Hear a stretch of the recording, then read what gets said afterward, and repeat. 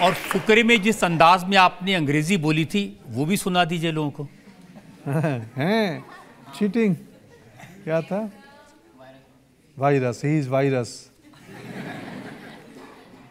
कार्डामोम किसकी mom? Madam कार्डामोम। Fukrey में मजा आता है। तो ये जो आइडिया था हिंदी अंग्रेजी मिक्स करके बोलने का, ये भी मेरा ही था। मैंने पहले पार्ट 1 में जब फुकरे 1 आई थी, जब चौकीदार था, तो मैं डायरेक्टर को बोला, तो वो पहले तो उन्होंने इनकार कर दिया कि नहीं नहीं नहीं, नहीं जो लिखा है वही बोलना। फिर रिहर्स कर रहे थे हम लोग, लाइटिंग चल रही थी, लाइटमैन केबिन में थे, वो सिक्योरिटी का केबिन है जो पंडित जी का, मिरांडा कॉलेज का केबिन था। वैसे पहचान रहे हो ना, जाते हो ना उधर?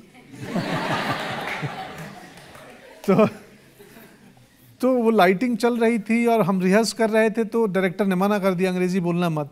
तो मैं ऐसे ही मैंने बोला कि तो शूटिंग थोड़ी है, रिहर्स कर रहे हैं, तो मैंने डायलॉग बोल दिया, हाँ ही सो वल्गर, चूचा को। तो लाइटमैन वहाँ जो काम कर रहे थे वो हंसने लगे। फिर मृग भाई आए साइड में, बोले बोल देना अंग्रेजी वाली लाइन। उन्होंने रिएक्शन देख लिया था रिहर्स में, फिर वो ऐड हो गया। फिर पार्ट 2 में तो लिख के आया, पार्ट 3 में लिख के आया, पार्ट 1 लेकिन फर्क देखिए, पार्ट 1 में पार्ट 2 में पोस्टर पर आपकी तस्वीर नहीं थी। हाँ। पार्ट 3 में पंकज त्रिपाठी सेलेबल स्टार हो गए। यही तो जीवन है।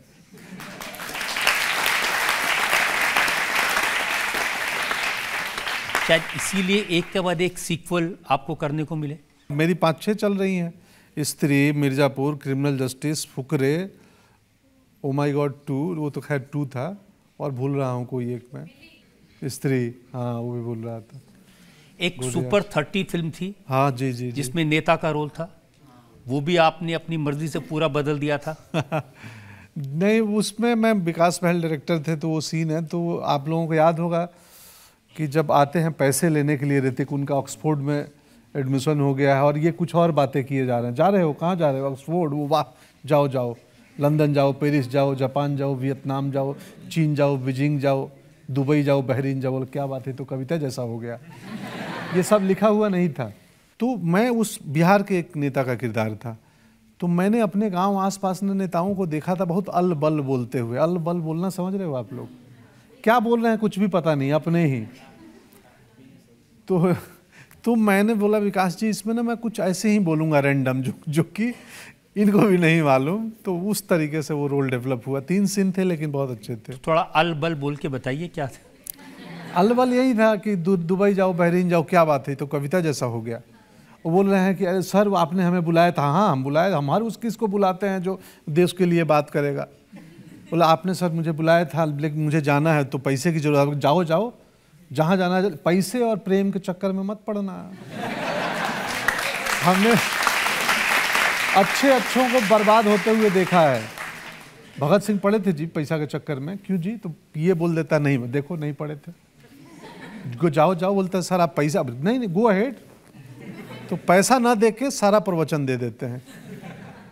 मिर्जापुर में कालीन भैया का रोल आपका बहुत लोगों ने पसंद किया। मिर्जापुर में भी आपने अपने रोल में, किरदार में बदलाव किए थे।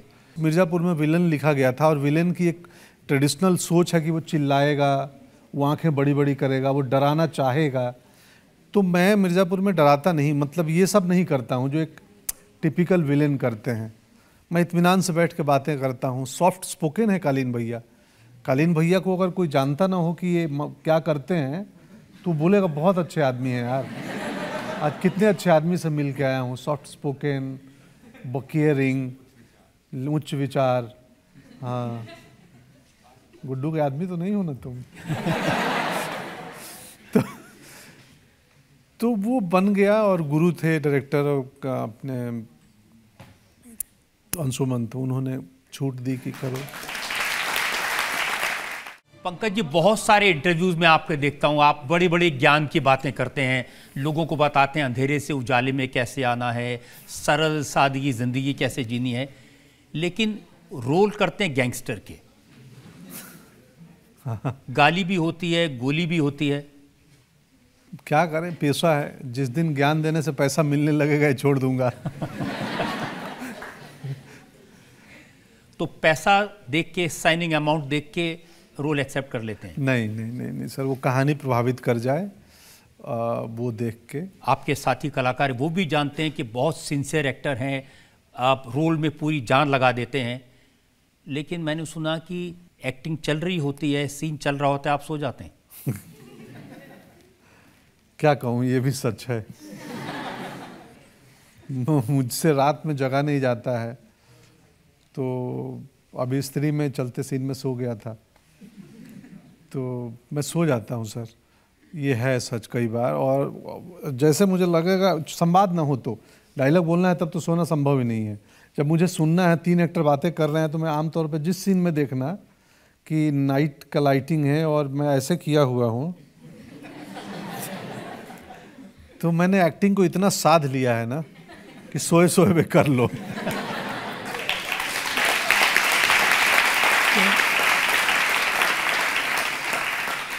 मैंने ये भी सुना कि कई बार जैसे सर भारत जो है ना, भारत हमारा, हम टेक्स्ट बुक में किताबों में पढ़े ना, कृषि प्रधान देश है, वैसे मैं नींद प्रधान आदमी हूँ। मुझे सोना चाहिए। हाँ जी। कई बार ऐसा भी हुआ कि आप बीमार थे, सेट पर एम्बुलेंस खड़ी थी और आप रोल करते रहे? जी, ऐसा हुआ है, 2 बार हुआ है, और एक बार ऑफर आए हैं ऐसे होने के, आप समझ रहे हो, ऐसे होने के ऑफर भी आ गए थे। मैं बोला बीमार हूँ, तो हमारे डायरेक्टर ने बोला तो एम्बुलेंस और डॉक्टर रखेंगे ना सेट पे। मैं बोला ये फिल्म नहीं करनी है मुझे। तो ऐसा हुआ 2 बार, क्योंकि सर शूटिंग का डेट अगर कमिट हो गया तो 200-250 लोग होते हैं, लोकेशन बुक होता है, को एक्टर की डेट्स है, और प्रोड्यूसर का कम से कम 50-60 लाख का कॉस्टिंग है, और सबके डेट्स हैं, उससे भी बड़ी चीज़। तो उसको हिलाने में ना बहुत तकलीफ़ होती है। और कई बार ये मेरे दोस्त और रिश्तेदार नहीं समझ पाते हैं। किसी दोस्त की शादी है उसी डेट में, बोलता है तो छोड़ दे शूटिंग। मैं तो कैसे छोड़ दूं भाई, मैं अकेला नहीं हूं, मेरे साथ 4 एक्टर हैं, इतने लोगों के डेट्स हैं, लोकेशन है। तो ये प्रोफेशन की कुछ कुछ मजबूरियां होती हैं, उनमें से एक है कि आप बीमार हैं, उतने बीमार नहीं हैं कि आपको आईसीयू में जाना पड़े और पानी चढ़ाना पड़े, पेन किलर और एंटीबायोटिक से काम चल सकता है तो करो। आप एक दोस्त ने मुझसे शिकायत की कि इनको फ्रैक्चर हो गया था 83 की शूटिंग के दौरान, तो भी सेट पर डटे रहे। हाँ, कौन दोस्त है ये?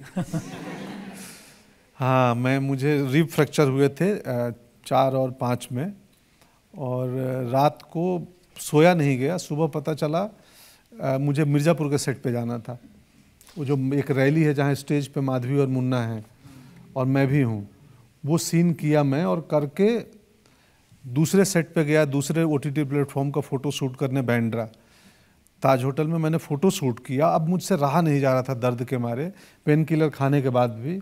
तब मैं लीलावती हॉस्पिटल गया, एक्सरे हुआ तो पता चला 2 फ्रैक्चर है रिब्स में। उन्होंने बोला आप रेस्ट करो, इसका कोई प्लास्टर नहीं है, हीलिंग खुद होगी, लेकिन आराम चाहिए। और अगले दिन सुबह मेरी लंदन जाने की फ़्लाइट थी। 83 का वर्कशॉप था 3rd डे से, और वहाँ शूटिंग थी, तो वहीं कमिटमेंट क्या करूँ। तो सो के हम लंदन पहुँचे, वहाँ सबको मालूम था कि भाई इनको छोड़ दो अभी। तो जितना जैसे मेरा शॉट ख़त्म होता था तो मैं कहीं बिस्तर रहता था आसपास, मैं लेट जाता था। तो बट पेन 5-6 दिनों में दर्द चला गया था, बट हीलिंग होने में काफ़ी समय लगे। लेकिन जो दोस्त हैं, परिवार वाले हैं, आपके फैंस भी जो हैं, उनको ये बातें अच्छी नहीं लगती हैं। अब मैं भी नहीं करूँगा। मैंने भी तय कर लिया कि सेहत पहले, क्योंकि ये कमिटमेंट और प्रोफेशनलिज्म के चक्कर में ना हम अपने आसपास के लोग अपना सेहत खोते जाते हैं। मैं जब अपनी बेटी को देखता हूँ और बीवी को, तो मुझे लगता है कि मैं कहाँ समय इन्हें दे पा रहा था। इस बार मैंने तय किया है जुलाई में, मतलब मानसून में, बॉम्बे का मानसून बहुत अच्छा है और मेरे घर का तो और भी अच्छा है।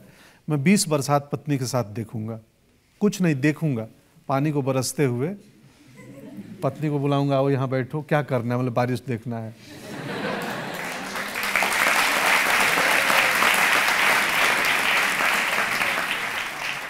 और ऐसी बरसात में कोई साइनिंग अमाउंट की बारिश लेकर आया तो बोलेंगे छाते के नीचे रख दो। मैं तो ये भी सुना है कि आप ना मॉनिटर देखते हैं, ना आप अपने जो परफॉर्म किया है उसको दोबारा से देखते हैं। सर आपके गुप्तचर मुंबई में बहुत हैं। ये ऐसी बात है जो बहुत रेयरेस्ट मीडिया में कोई नहीं जानता है ये। आप पहले व्यक्ति हैं जो सवाल किए। मैं नहीं देखता हूँ मॉनिटर। मैं कभी भी शूट करने के बाद कैमरे में कैसा आया, मैंने क्या किया, मैं चेक नहीं करता। मुझे लगता है डायरेक्टर है कैप्टन, उसका काम है मॉनिटर देखना। अगर उसने ओके कर दिया तो उनको जो चाहिए होगा वो मिल गया होगा। जनता से लोग सवाल पूछना चाहते हैं। मेरा सवाल ये है, जैसे अभी रजत सर ने भी बताया कि आपकी ज़्यादातर मूवीज़ के सीक्वल्स बनते हैं और आप रोल्स रिपीट करते हैं, तो इसके पीछे की खास वजह क्या है? फिल्म चल गई थी, सिर्फ यही वजह है। फिल्म हिट हो गई थी। आप किसी फ्लॉप फिल्म का सीक्वल प्रीक्वल देखी हैं? तो इसकी वजह सिर्फ और सिर्फ है कि फिल्म हिट हुई थी, पैसा ज़्यादा आया था और ज़्यादा लाना है।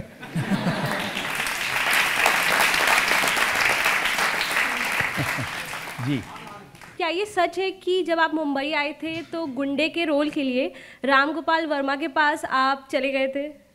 हाँ हाँ, गया था ना। और वहाँ गया तो देखा कि मेरे से ज़्यादा खतरनाक गुंडे पहले से खड़े थे। तो मुझे लगा यार मैं तो फिर बहुत सही चेहरा है मेरा, एक का इधर मार्क लगा हुआ है, मतलब ऐसे। मैं पूछा आप लोग एक्टर हैं? तो बोले हाँ एक्टर हैं। बोले तो इतने खतरनाक क्यों लग रहे हो? तो बोला भाई खतरनाक आदमी की कास्टिंग करता है ये राम गोपाल वर्मा। तो उन दिनों तो चार बंगला में ना कई तो ऐसे मार्क और ब्लड लगा के घूमते थे कि रामू की नज़र पड़ जाए। मिल गया अपना एक्टर।